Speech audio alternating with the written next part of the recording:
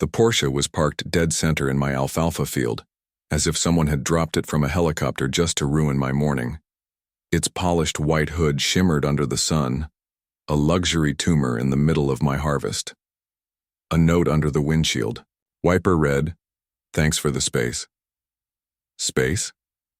This was my land, not some downtown lot for her to claim. I stood there, coffee still steaming in my hand, trying to figure if this was a prank or a new level of entitlement. That's when I saw her. Blonde bob, yoga pants, oversized sunglasses, smug as if she owned the sky.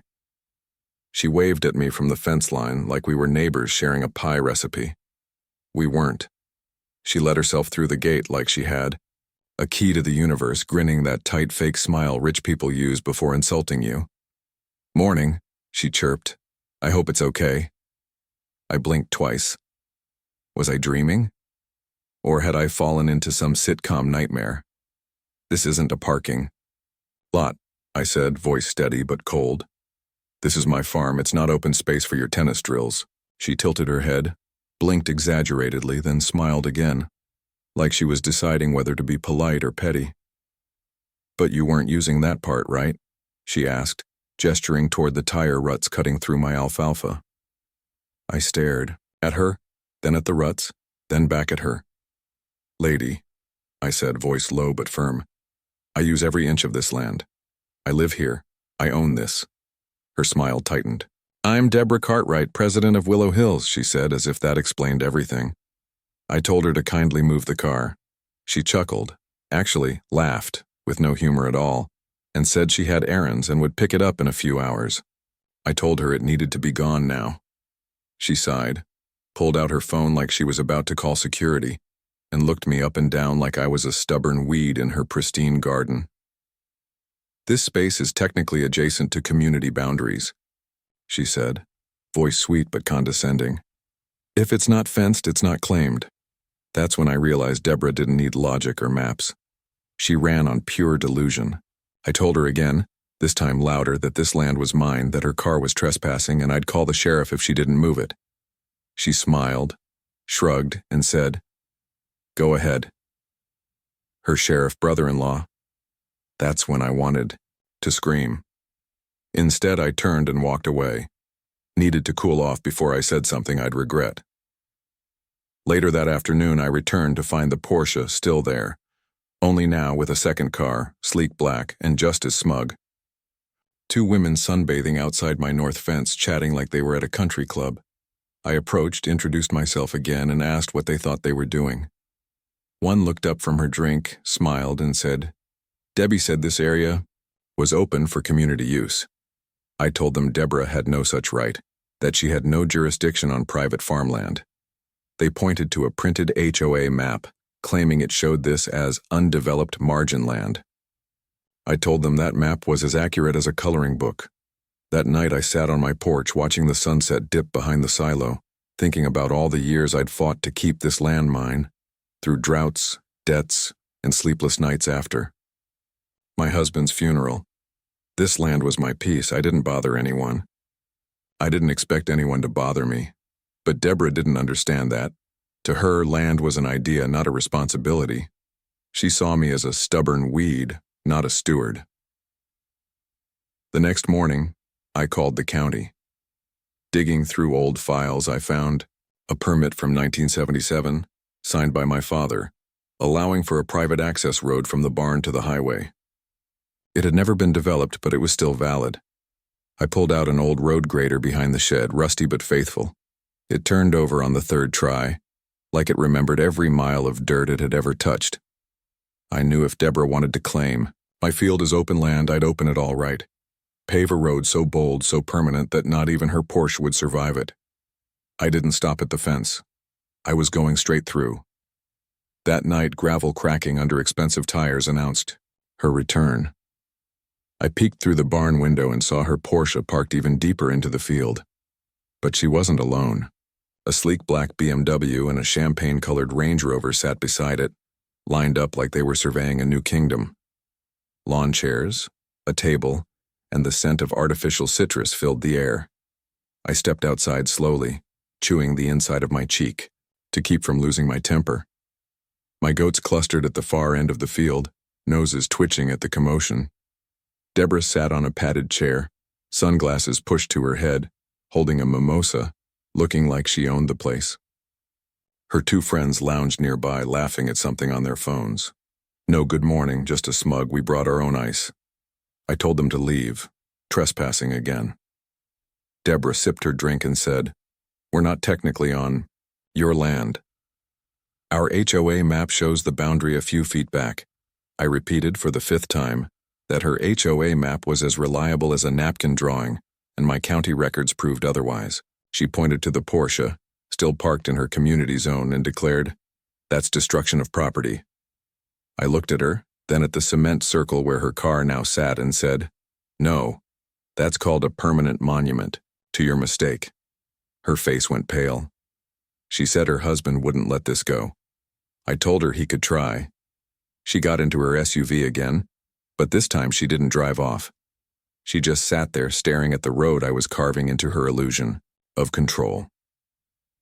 Later, a delivery truck arrived, an old friend from my crew with cement and a plan.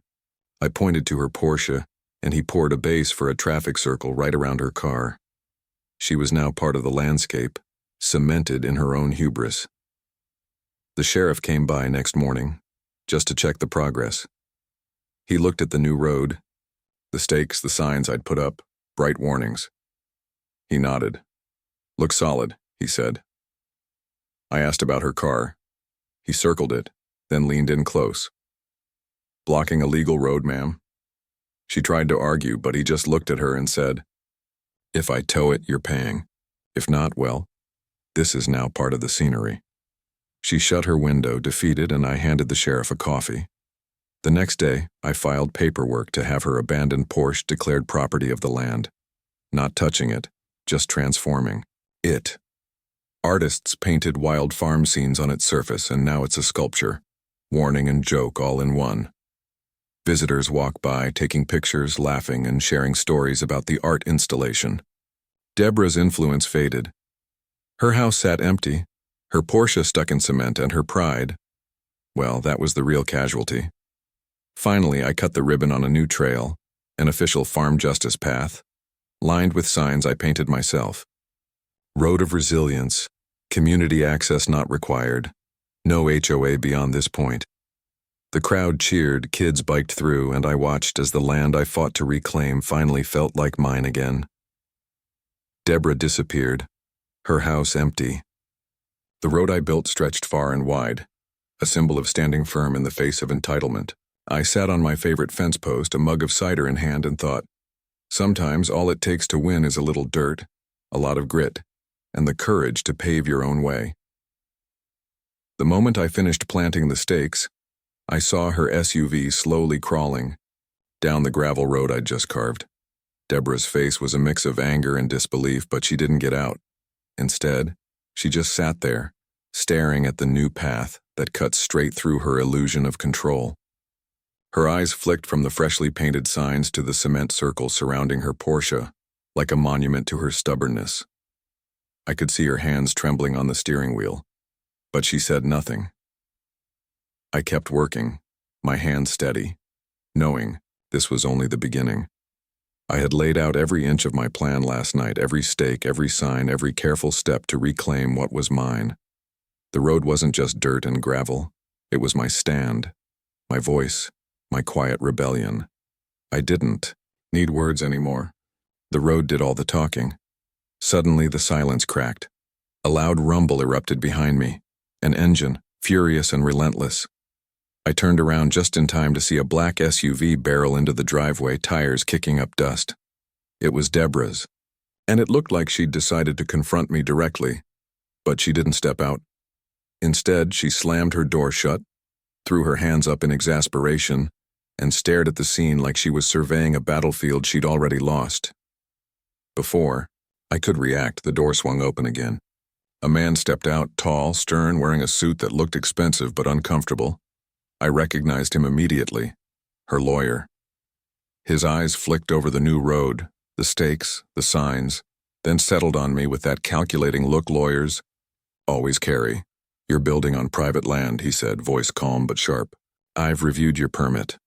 You're not allowed to cut through the property without approval from the HOA, and this, he gestured at the new road, looks like it's crossing boundaries. I took a deep breath, feeling my heart pound. Like a hammer. I had expected resistance, but not a lawyer showing up so soon. I stepped closer, keeping my voice steady. That permit is from 1977. My father got it, it's still valid. This land has been in my family for generations, I'm not breaking any law. He looked at me, then at the stakes again, weighing his options. Your permit doesn't give you free rein to do whatever you want. His voice lowered. I suggest you stop this before it gets ugly. I met his gaze and said, you can tell Deborah to move her SUV or I'll make sure she regrets parking it here. I didn't raise my voice, but I made sure he knew I wasn't backing down. He hesitated, then nodded. We'll see. But I advise you to think carefully about this. Without another word, he turned back to his SUV and climbed inside, leaving Deborah to stew. I watched her through the rearview mirror. Her face was tight, her hands clenched into fists. She was calculating, plotting her next move. I knew she wouldn't give up so easily. But I also knew I had the law and history on my side. I turned back to the road, my hands firm on the wheel, and kept working. Tonight I was going to finish what I started. No matter what she threw at me next, I'd be ready. Whatever came, I'd stand tall in my own dirt. This wasn't just about land anymore. It was about taking back what was mine, stone by stone, stake by stake, until she understood that some boundaries couldn't be crossed, not without consequences, and I was just getting started. The last shovel of dirt hit the ground, and silence fell over the scene. The road was finished, wide, solid, undeniable.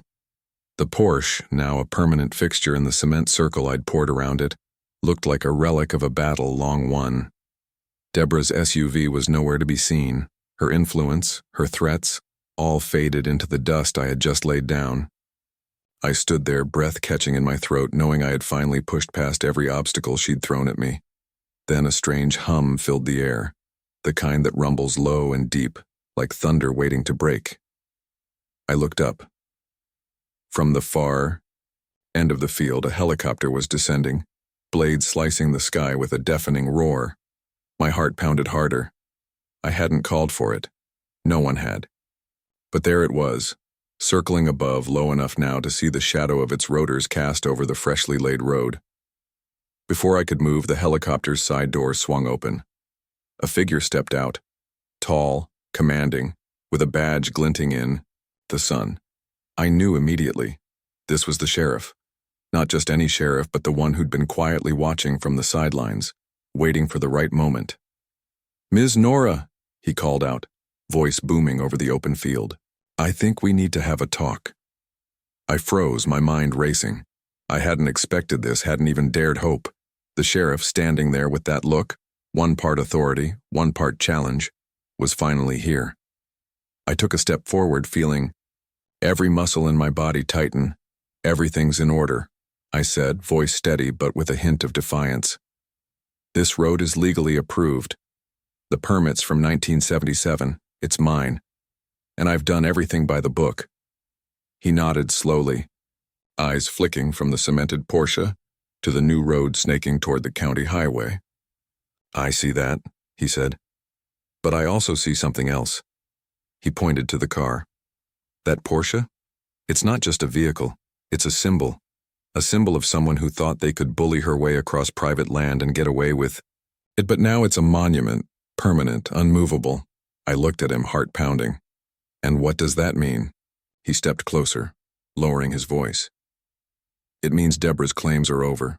Her HOA is a paper tiger, and her influence, that's just smoke and mirrors. You've got the law and history on your side, more than she ever did. This road isn't just a way through your land, it's a statement, a declaration that some boundaries can't be crossed and some people can't push others around forever. A wave of relief washed over me, but also something deeper, pride. I'd fought tooth and nail And now, standing here with the law finally on my side, I realized I'd won more than just a piece of land. I'd reclaimed my dignity. And then, just as I was about to turn away, I saw movement.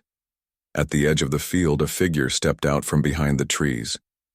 It was Deborah. Not in her SUV, not in her designer clothes, but walking slowly, head bowed, eyes fixed on the ground. She looked defeated, but there was a strange calm about her, like she was finally seeing the truth in what I'd built. She stopped a few feet away, her voice barely above a whisper. "You win," she said. "You're right. This land is yours. I was wrong to think I could take it. I guess I just didn't want to admit I was beaten." I looked at her, surprised, not just by her words, but by the tears streaming down her face. She wasn't the villain anymore. She was just a woman who'd lost her grip on something she thought she owned. "Maybe," I said softly, "it's time you learned that some boundaries aren't just lines on a map. They're about respect, about knowing when to step back and let someone keep what's theirs." She nodded, wiping her eyes. "I understand now." The helicopter's rotors slowed, and it lifted away, leaving only the sound of the wind and the distant hum of the highway. I watched it disappear into the sky, feeling a strange sense of closure. The land was mine. The fight was over. But more than that, I had proved that sometimes standing your ground isn't about land or law.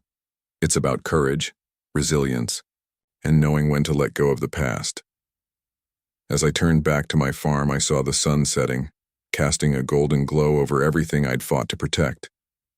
And in that moment, I knew I had built more than a road. I'd built a legacy. Something unbreakable, undeniable, and forever mine.